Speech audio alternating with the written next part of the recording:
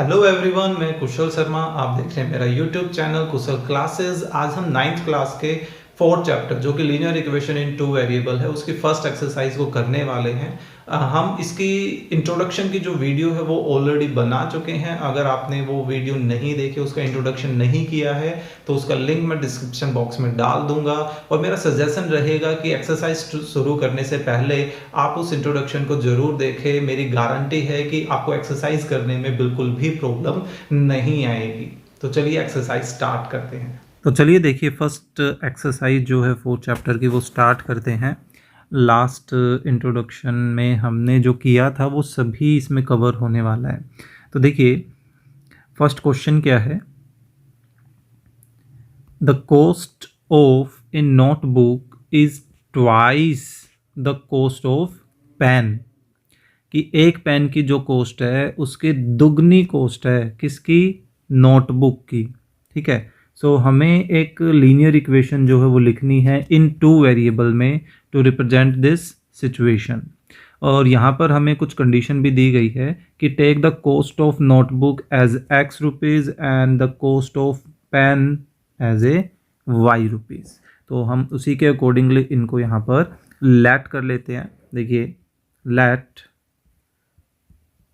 the cost of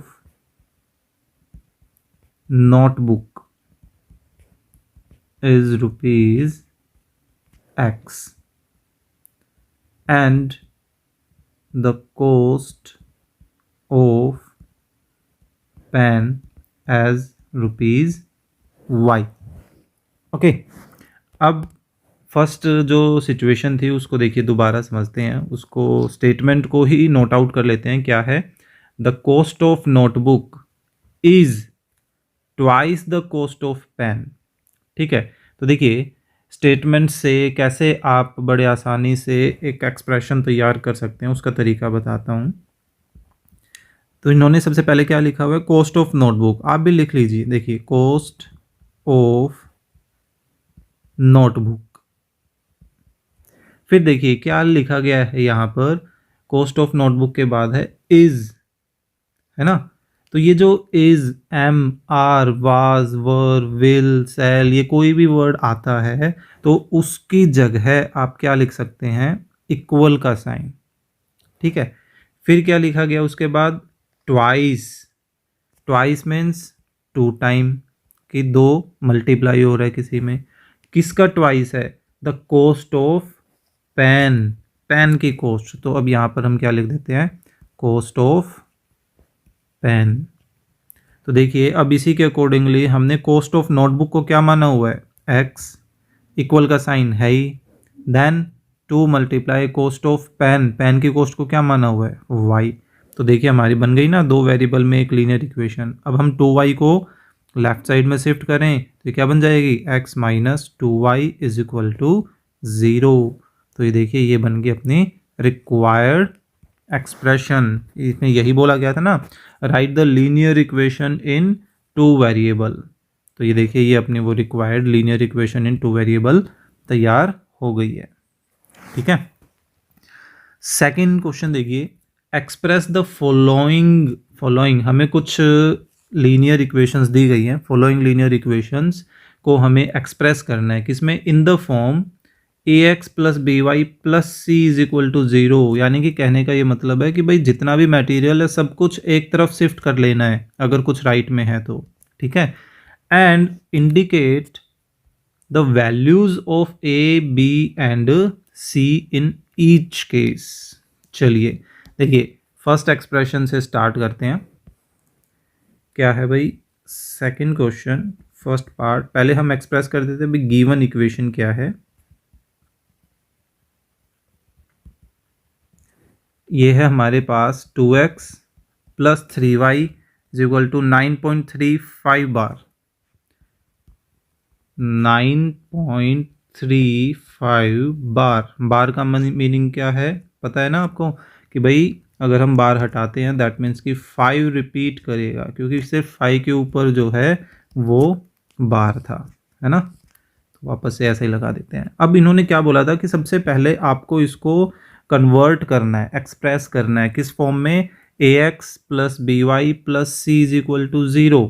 that means कि सारा का सारा जो मैटर है वो एक तरफ शिफ्ट होना चाहिए और दूसरी तरफ क्या होना चाहिए, सिर्फ 0 होना चाहिए। ठीक है, तो यहाँ पर हमारे पास राइट साइड में एक एक्स्ट्रा मटेरियल है जो कि पॉजिटिव है, उसको हम क्या करते हैं, लेफ्ट साइड में शिफ्ट कर लेते हैं। तो लेफ्ट साइड में शिफ्ट करेंगे तो इधर आकर क्या हो जाएगा, -9.35 बार और इज इक्वल टू में क्या बचा, 0। ठीक है, अब हम इसको क्या करेंगे, कंपेयर करेंगे। कंपेयर किसको, इक्वेशन 1 को। ठीक है, इक्वेशन 1 विद, देखो जिसको कंपेयर करना है, जिसके साथ करना है, उनको कोशिश कर लो भी आपस में ऊपर नीचे लिख लिया जाए, ax plus b y plus c is equal to 0, ताकि आपको कंपेयर करते वक्त ज़्यादा दिक्कत ना हो। देखिए नीचे वाले में x का कोफिशिएंट क्या है, a है ना, और ऊपर वाले में x का कोफिशिएंट क्या है, 2। तो यहाँ से हमें पता चला कि भाई जो a है वो a किसके इक्वल होगा, 2 के इक्वल होगा। नीचे वाले में b का कोफिशिएंट क्या है भाई, सॉरी b का बोल रहा हूँ, y का कोफिशिएंट क्या है, b है ना, और ऊपर y का कोफिशिएंट कितना है, 3 है। और साइन भी आपको साथ साथ नोट आउट करना है। देखिए साइन कैसा है, पॉजिटिव है ना, तो यानी कि b की वैल्यू कैसी हुई, +3। एंड देन c, नीचे c क्या है भाई, कांस्टेंट है ना, और ऊपर कांस्टेंट कैसा है, -3 बोल रहा हूँ, -9.35 बार। तो ये था अपना सिंपल सा सेकंड क्वेश्चन, जिसमें हर पार्ट में हमें एक्चुअली यही काम करना है। सबसे पहले इसमें कन्वर्ट करना है, अगर हो सकता है हमें कोई इक्वेशन डायरेक्टली ऐसी फॉर्म में दे रखी है तो हम डायरेक्टली स्टेप पर आएंगे कंपेयर करने वाले पे, और कंपेयर करने के बाद ये आ जाएगा। यानी कि मैक्सिमम से मैक्सिमम हमें 4 लाइंस का काम करना है इन क्वेश्चंस में। ठीक है, देखिए एलसीएम लेना पड़ेगा इसमें, क्योंकि जो इक्वेशन दे रखी है एक बार नोट आउट कर लेते हैं। देखिए उस इक्वेशन में हमें y का कोफिशिएंट जो है वो 1/5 गिवन है, राइट, फिर -10 इज इक्वल टू 0, ऐसी कुछ सिचुएशन गिवन है। तो यहाँ अब हमें क्या काम करना पड़ेगा कि पहले तो इस डिनोमिनेटर को ख़त्म करते हैं। कैसे भाई, एलसीएम लेकर। तो एलसीएम लेते हैं तो भाई x के नीचे भी 1 है और 10 के नीचे भी 1 है, तो एलसीएम 5 आ गया। तो ये 5x से मल्टीप्लाई करेगा 5x, 5 को 5 डिवाइड करेगा 1 से y मल्टीप्लाई करेंगे तो क्या आ गया, y, फिर माइनस यहाँ कितना आ जाएगा, 50 आ जाएगा, राइट। अब इस 5 को दूसरी तरफ शिफ्ट कर दें तो दूसरी तरफ जाकर वो क्या करेगा, मल्टीप्लाई करेगा 0 से, तो 5 × 0 क्या हो जाएगा, 0 ही हो जाएगा, है ना।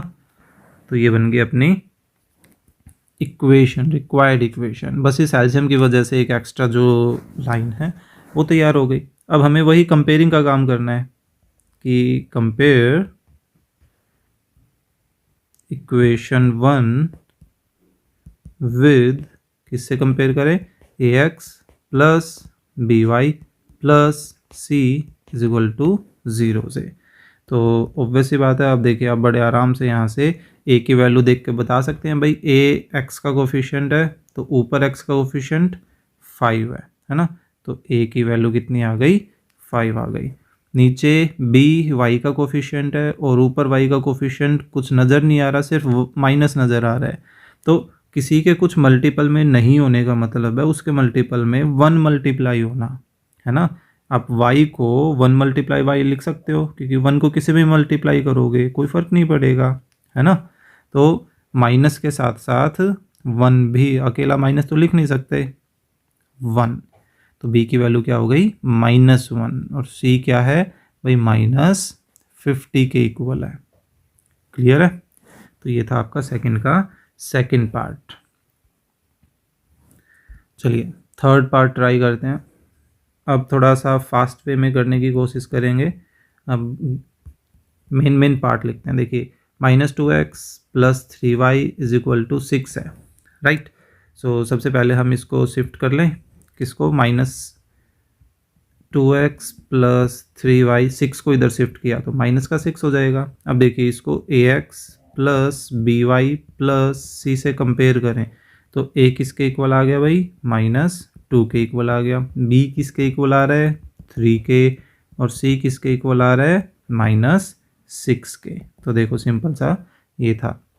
अच्छा, ये इंटरेस्टिंग क्वेश्चन है। अब नॉर्मली बच्चे इसी में कंफ्यूज होते हैं, हालांकि इंट्रोडक्शन के वक्त भी आपको ये बड़े डिटेल में बताया था। दोबारा से करते हैं। तो देखिए सबसे पहले तो वही शिफ्टिंग का काम करते हैं। तो x - 3y = 0। अब देखिए जब भी आपके पास, हमें नॉर्मली वैसे क्या बनानी है, ये स्टैंडर्ड फॉर्म बनानी है, ठीक है। इनमें से कोई भी एक टर्म अगर मिसिंग है, मान लीजिए हमारे पास क्या है, सिर्फ x और y वाला पार्ट है, ओके, तो हम इसको क्या कर सकते हैं भाई, अपनी तरफ से 0 जोड़ दें। तो क्या कोई फर्क पड़ेगा, बिल्कुल भी नहीं पड़ेगा, है ना। आंसर पर कोई इफेक्ट नहीं पड़ेगा, क्योंकि 0 जोड़ने से क्या फ़र्क पड़ना है, 2 + 0 2 ही रहेगा, है ना। तो हमने ये 0 जान करके क्यों जोड़ा, ताकि जो c है वो c यहाँ पर हमें रिप्रेजेंट करे, ओके। अगर बाई चांस मान लीजिए हमारे पास x या y वाला पार्ट नहीं है, हमारे पास कोई इक्वेशन दी गई है लाइक दैट, ओके, जिसमें सिर्फ y और कांस्टेंट है लेकिन x वाला पार्ट नहीं है, तो देखिए अभी अभी आपसे बात की थी, क्या हम 0 ऐड कर सकते हैं, बिल्कुल कर सकते हैं, है ना। तो हमने 0 ऐड कर दिया, लेकिन आप कहोगे भाई यहाँ तो x अभी भी नहीं आया, तो चलिए x कर देते हैं। तो देखिए क्या हम 0 के मल्टीप्लाई में x दिखा सकते हैं, बिल्कुल दिखा सकते हैं। फिर से वही बात भाई, 0 के मल्टीपल में कुछ भी लेके आए रिजल्ट तो 0 ही रहेगा ना, है ना। तो अब ये देखिए x भी नज़र आ रहा है, y भी नज़र आ रहा है और कांस्टेंट भी नज़र आ रहा है। तो सिंपल सा लॉजिक आपको क्या ध्यान रखना है भाई, जो पार्ट मिसिंग है उसको 0 के मल्टीपल या एग्जैक्ट 0 की फॉर्म में रिप्रेजेंट कर दो, है ना। तो हमारे को सिचुएशन में तो फिलहाल x और y दोनों ही चीज़ें हैं, कमी किसकी है, कांस्टेंट की। तो देखो हमने 0 लिख दिया। अब इसको कंपेयर कर लो किससे, ax plus by plus c = 0 से। तो देखो a कितना आ गया, अभी ऊपर बात की थी भाई x के मल्टीपल में कुछ नहीं है, दैट मीन्स कि 1 हुआ। p के मल्टीपल में -3, c के मल्टीपल c क्या आ जाएगा, 0 आ जाएगा। और मैं ऊपर b का मल्टीपल बोल गया, y के मल्टीपल b की वैल्यू क्या आ गई, ठीक है। तो चलिए फिफ्थ देखते हैं। फिफ्थ भी कुछ ऐसे सही है, हाँ बिल्कुल। ये देखिए 2x = -5y, तो हमने इसको इधर शिफ्ट किया तो 2x प्लस 5y, कांस्टेंट की कमी है, कांस्टेंट 0 इंक्लूड कर दें। तो देखिए ax plus by plus c से हम a की वैल्यू 2, b की वैल्यू 5 और c की वैल्यू 0 बड़े आराम से अब निकाल सकते हैं, है ना। अब देखिए ये वही एग्जांपल आ गया जिसमें एक वेरिएबल वाले टर्म मिसिंग है।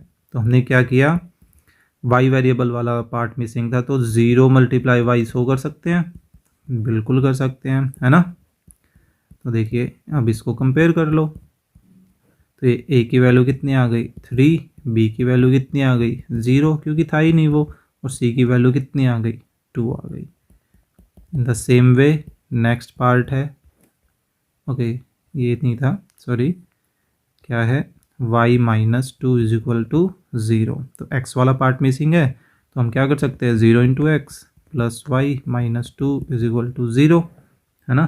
तो यहाँ से ax plus by plus c से कंपेयर करें तो a की वैल्यू क्या आ गई 0, b की वैल्यू क्या आ गई 1, c की वैल्यू क्या आ गई -2, है ना। तो कितनी आसानी से जो है वो क्वेश्चंस हो रहे हैं, आपको बस वो सिंपल लॉजिक जो है वो ध्यान रखना है, ओके। सो 5 = 2x, 5 को उधर शिफ्ट कर लें, 2x - 5 = 0। तो इसको कंपेयर करें, या कंपेयर करने से पहले अब हमें y वाला जो पार्ट है वो इंक्लूड करना पड़ेगा, है ना, क्योंकि वो मिसिंग था। तो ax plus by plus c = 0। तो a की वैल्यू कितनी आ गई 2, बी की वैल्यू कितनी आ गई 0, सी की वैल्यू कितनी आ गई -5। तो ये थी देखो आपकी 4.1 एक्सरसाइज। बड़ा ही आसान चैप्टर है लेकिन बहुत इम्पोर्टेंट चैप्टर है, एक यूँ समझिए मैथ्स के लिए, not for your class only. Okay, so next video में हम आगे इसका जो सॉल्यूशन है कैसे निकालते हैं वो करने वाले हैं। सो अगर आपको कंटेंट अच्छा लगा है तो please click the like button and share the video with your classmate, and अगर आप चैनल पर नए हैं तो please subscribe the channel. Thank you.